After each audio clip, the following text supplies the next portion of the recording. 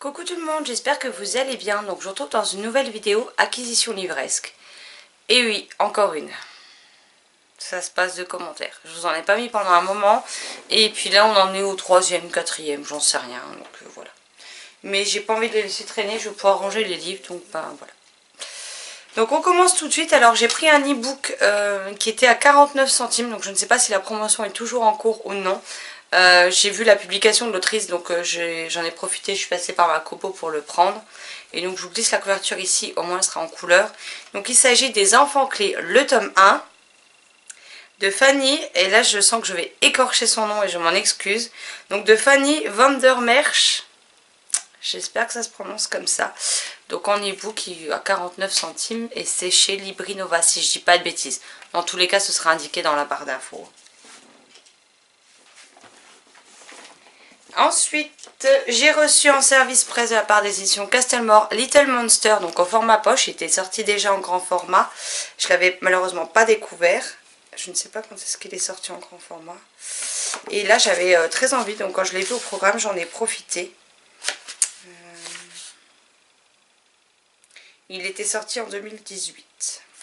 Voilà. Et il est au prix de 7,90 €. Donc c'est un thriller, j'en lis peu, mais à voir ce que ça donne. À la boîte aux livres, j'ai trouvé deux autres livres. Donc j'ai trouvé 4 filles et Jean. Donc le tome 1 d'Anne Brachard aux éditions Gallimard chez Paul Fiction. Donc j'ai les tomes 2 et 3 en grand format et celui là en poche. Bon, moi ça me permettra de découvrir la série. Et j'ai trouvé également un autre livre d'un auteur dont j'adore l'un de ses ouvrages. Il me restera donc du coup Hamlet à découvrir. Et oui, je parle de William Shakespeare. Et on a Le Marchand de Venise que je veux découvrir depuis très longtemps et que je ne pense jamais à acheter en fait, tout simplement. Je veux le découvrir depuis qu'on en parle dans Twilight. Voilà. Donc à voir ce que ça peut donner, mais pourquoi pas. Et ensuite, un livre que Tania m'a gentiment envoyé, elle ne le voulait plus, donc elle nous en a proposé dans la conversation Messenger où on fait nos LC. Et donc moi j'avais jeté mon dévolu sur La Guerre des Bulles de Kad Yifeng chez Mirobol Édition. Donc c'est quand même un beau bébé, il fait... Oh non, quoique il fait 350 pages. Bon après c'est écrit assez gros, je sais pas, ça doit être le papier qui est épais qui fait qu'il est aussi épais du coup. Et à voir ce que ça donne. Ensuite, on va passer à mes achats neufs. Alors, on va commencer par celui que je vais commencer aujourd'hui. L'Antimagicien, le tome 4, l'Abbaye d'Ébène de Sébastien de Castel chez Gallimard. Avec cette couverture juste canon. Donc, il était précommandé depuis le 1er mai. Donc, comment vous dire que j'étais impatiente de le recevoir et de le commencer. Puisque si vous ne le savez toujours pas, j'aime profondément cette série. Et je trouve qu'elle n'est pas assez mise en avant. Alors que pourtant, elle en vaut largement le détour. Ensuite, un livre qui me plaisait au format, enfin que je voulais découvrir quand il était sorti en grand format, mais je voulais pas l'acheter neuf de peur de pas aimer. En occasion, les prix étaient trop chers, donc j'en ai profité quand j'ai vu qu'il sortait en poche. On a Marie et Bronia, le pacte des sœurs de Natacha Henry, qui est un roman autobiographique sur l'histoire de Marie Curie et de sa sœur, qui est ici sorti au livre de poche jeunesse, et qui était sorti chez Albin Michel Louise en grand format. La couverture est la même et il me fait très envie.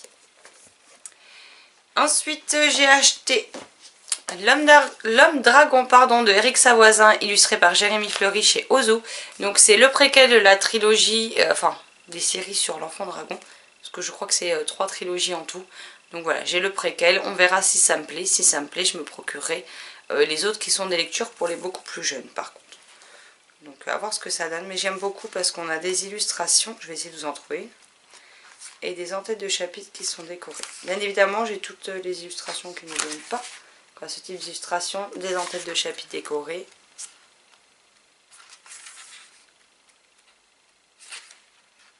Et j'aime beaucoup les traits de Jérémy Fleury, donc je suis très contente.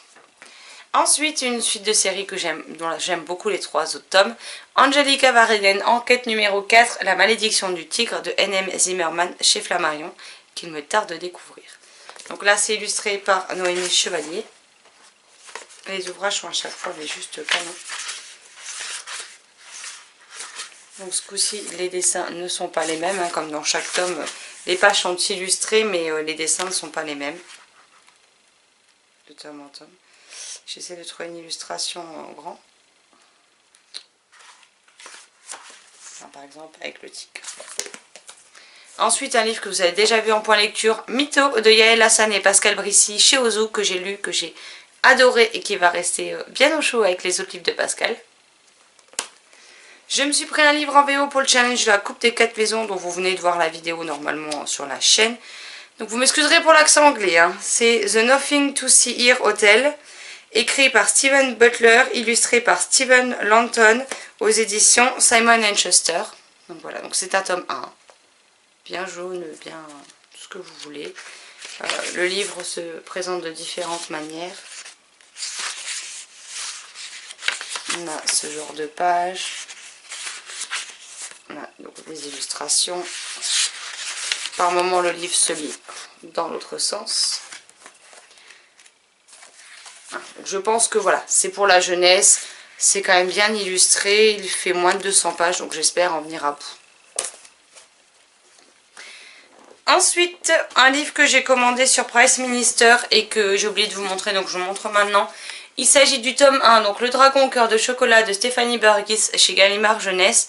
Donc là on a le tome 2 qui vient de sortir, qui est La fille au cœur de dragon, quelque chose comme ça. Et donc je me suis commandé le 1 à voir si j'aime, et si j'aime, je me procurerai la suite avec plaisir. Il fait un peu plus de 300 pages, c'est du Gallimard, c'est écrit gros et il me fait très envie. Et ensuite, qui dit région parisienne pour la deuxième fois du mois, dit recraquage. Donc je me suis pris tout d'abord un parfum d'encre et de liberté de Sarah McCoy ici chez Pocket. Donc j'ai toujours un goût de cannelle et d'espoir au format Pocket à lire. Et j'aime beaucoup cette couverture. Donc à voir ce que ça donnera. Ensuite, Mon sorcier bien-aimé de Audreyne aux éditions L'École des loisirs, pardon. Donc voilà, un tout petit livre. En même temps je l'ai payé 50 centimes. Et il fait 77 pages. C'est écrit grand, c'est écrit aéré, c'est à partir de 9 ans. Donc voilà. La guerre des mules, le tome 1, je crois que c'est un tome 1, L'Empire d'Atlantia de Lisa Fieldler, je vais y arriver, aux éditions de Noël. Donc j'ai entendu pas mal de bien. Ensuite, Il fantôme, pardon, pour âme perdue de Florian Ferrier chez Seuil Édition. Je me suis dit que ce serait parfait pour Halloween qui approche. Anna et son fantôme, le tome 1, le plus envoûtant des secrets de Frank Krebs chez Hachette Roman. Donc j'ai pas fait gaffe que c'était un tome 1 parce que j'ai vu la couverture, le titre et j'ai directement regardé derrière sans voir ici. Mais c'est pas grave. Et j'ai mes cheveux dans le livre. C'est magnifique. Donc voilà pour mes dernières acquisitions livresques. Vous avez vu qu'encore une fois, j'ai pas été très sage, hein, mais bon, tant pis. J'ai envie de vous dire, vous commencez à avoir l'habitude avec moi. Mais bon, quand c'est des livres à petit prix comme ça, autant se faire plaisir, et puis c'est tout, quoi. Je veux dire, ce serait dommage de passer à côté, puisque les 5 livres là, j'ai eu les 5 pour 10,50 €. Donc c'est pas non plus très cher, quoi. Après, quand c'est comme ça chez Boulinier, j'aime bien parce que vous pouvez avoir pas mal de livres à petit prix. La dernière fois, j'en ai eu pour 28,50 €, avec je ne sais plus combien de titres. Donc voilà, j'en profite quand je passe, je vais faire un tour. S'il y a des choses qui m'intéressent, je les prends. S'il y en a qui m'intéressent, enfin s'il n'y a rien qui m'intéresse, je prends rien, puis c'est tout. Mais au moins, j'aurais été faire un tour et voir s'il y avait des choses intéressantes. Après, il y avait pas mal de livres intéressants. Par exemple, vous aviez les The Wicked Deep. J'ai vu des sorties il y a 2-3 mois en fait, qui étaient disponibles là-bas. Mais bon, je les ai déjà achetés donc, en neuf, donc j'allais pas les reprendre. Mais vous pouvez trouver des livres très vieux comme des livres plutôt récents, donc c'est pas mal. Voilà, ces acquisitions livresques sont à présent terminées. N'hésitez pas à me dire si vous connaissez ces titres, si certains vous font envie ou si au contraire vous les avez déjà lus, ce que vous en avez pensé. Comme d'habitude, ce sera un plaisir d'en discuter avec vous dans les commentaires. Et n'hésitez pas à me dire quels sont vos derniers craquages livresques à vous, que ce soit en papier, en numérique, en achat, en emprunt, en ce que vous voulez. N'hésitez pas à me le dire, je suis toujours curieuse de savoir quelles sont vos dernières acquisitions. Sur ce, je vous souhaite une excellente journée, de très belles lectures et je vous dis à très vite dans une prochaine vidéo. Bye bye.